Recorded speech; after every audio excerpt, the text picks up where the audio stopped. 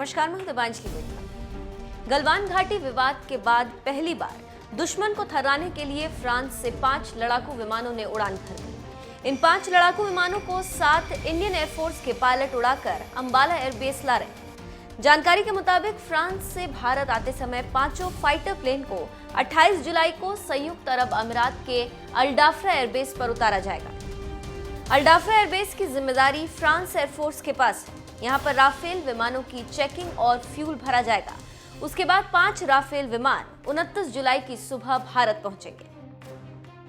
सूत्रों के मुताबिक राफेल को अंबाला एयरबेस पर तैनात किया जाएगा। अंबाला एयरबेस पहुंचने के बाद ही राफेल विमानों को मिसाइल से लैस किया जाएगा। इसमें स्कैल्प, मीटियोर और हैमर मिसाइल शामिल है। राफेल का पहला स्क्वाड्रन अंबाला में स्थित होगा, जबकि दूसरा पश्चिम बंगाल के हाशिमारा में। 5 राफेल विमानों को हरी झंडी दिखाते हुए फ्रांस स्थित भारतीय दूतावास ने कहा कि नए राफेल विमान भारतीय वायुसेना की युद्ध क्षमता में बढ़ोतरी करेंगे। इसका फायदा भारत को रणनीतिक तौर पर होगा। In Bordeaux for the takeoff of 5 Rafale jets that are flying to India today. Our Air Force pilots tell us that these are extremely swift, nimble, versatile and very deadly aircraft. You might call them, they are both beauty and beast. They are superb flying machines being flown by the best pilots in the world. We'd like to thank Dassault for delivering the aircraft on time, the French Air Force and the French government for all the support they've provided. This is going to add a great deal of strength to our air power and defense preparedness, but it is also a powerful symbol of the strategic partnership between India and France.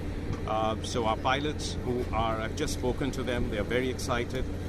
They are very proud to be flying these machines to India today. It's going to be a long flight, and it is a remarkable symbol of their professionalism, their endurance, and the skills that they have acquired during the training, that they'll be able to do this with mid-air refueling and just a single stop en route to India, which is actually quite a long distance.